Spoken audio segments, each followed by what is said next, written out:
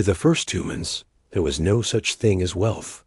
There was only the tribe, the fire, and the hunt. Survival was a shared burden, and the concept of owing someone was not a financial transaction, but a spiritual bond. If a neighbor gave you meat, you did not pay him. You remembered. You held that debt in your mind, a silent, social ledger kept by the collective memory of the group.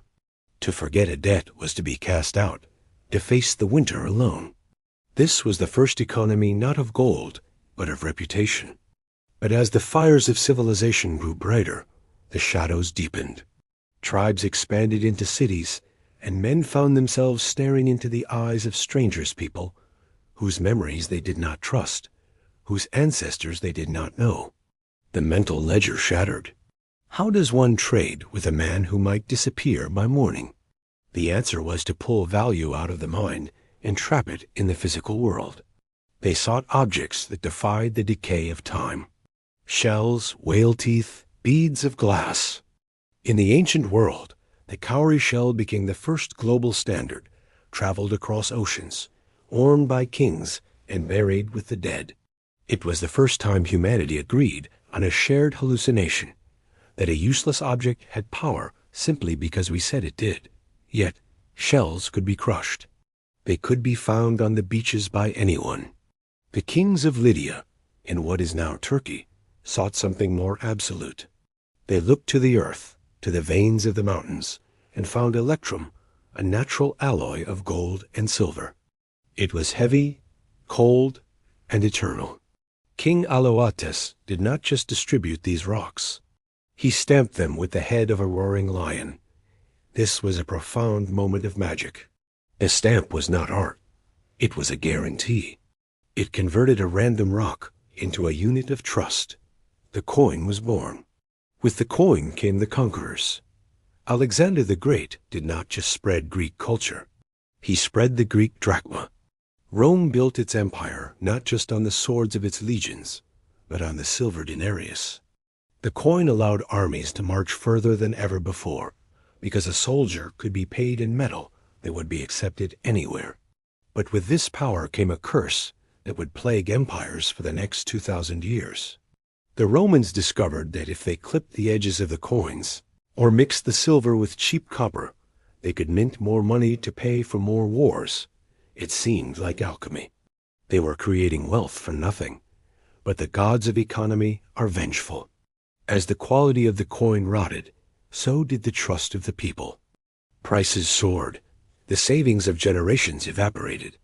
The Roman Empire did not just fall to barbarians. It collapsed because it debased its own soul, one coin at a time.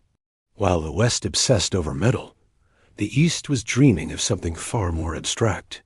In the bustling markets of the Song dynasty in China, merchants grew tired of carrying heavy strings of copper coins. They began to leave their coins with trusted families, accepting paper receipts in exchange. These receipts, known as flying cash, were lighter than air, moving across the empire with the wind. When the explorer Marco Polo arrived, he was terrified by what he saw. The Great Khan was printing paper from the bark of mulberry trees, stamping it with red ink, and forcing the people to accept it as gold. To Polo, this was sorcery. The emperor had taken a worthless scrap of tree and transmuted it into ultimate power. It was the first proof that money was not a thing, but a story enforced by the sword. This realization crossed the seas to Europe, finding a home in the vaults of the London goldsmiths. These men were the guardians of the kingdom's gold, locking it away in impenetrable safes. They gave depositors paper receipts, promising the gold could be retrieved at any time.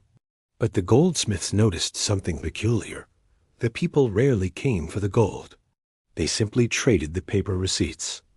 A dark temptation took hold. If the gold never left the vault, why not print more receipts than there was gold? Who would know?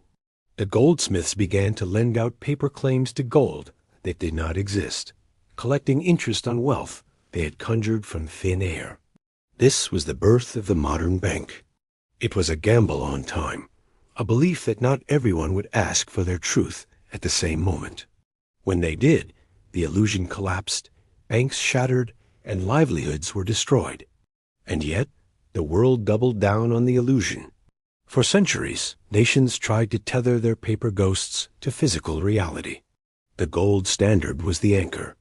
It promised that for every dollar, pound, or franc, there was a block of yellow metal sitting in a dark room, ensuring honesty. It was a discipline that governments hated. Gold could not be printed. Gold could not be manipulated to fund endless wars. The breaking point arrived in the aftermath of the world wars. The United States, standing atop the ruins of the old world, commanded that the dollar be the new sun around which all other currencies orbited. And the dollar, they swore, was as good as gold. But the temptation of the printing press is a siren song no ruler can resist. To pay for the jungles of Vietnam and the programs of the Great Society, America printed more claims than it had gold to honor. In 1971, the facade cracked. Foreign nations, sensing the deception, demanded their gold.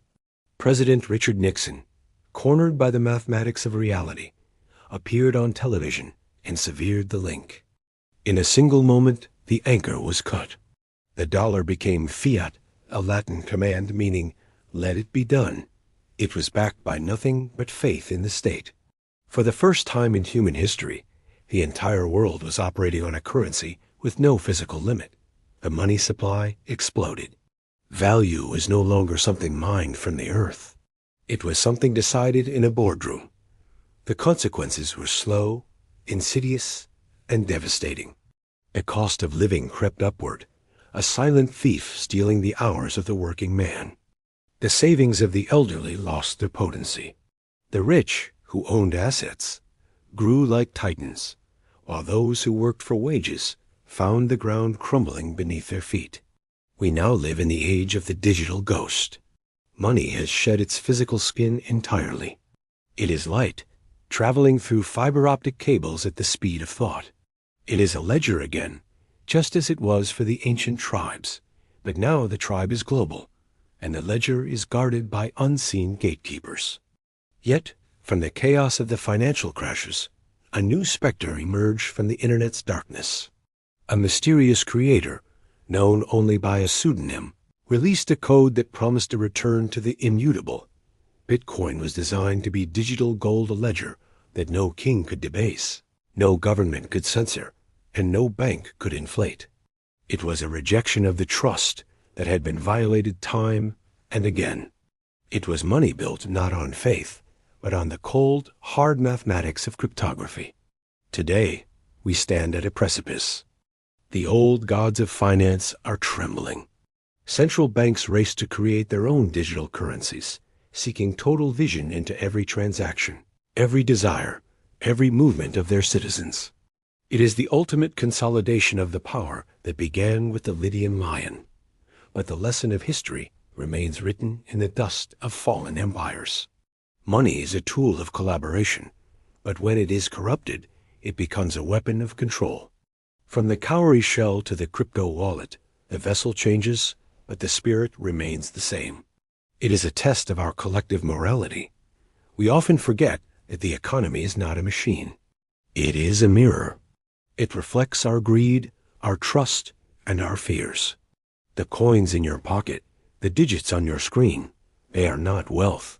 They are merely the receipt for the energy you have spent and the time you have sacrificed. When the story holds, civilization rises. When the story breaks, when the trust evaporates, we are left once again with nothing but the tribe, the fire, and the memory of who owes what to whom. The history of money is not a history of economics. It is a history of belief. And like all beliefs, it works only as long as we close our eyes and agree to dream the same dream.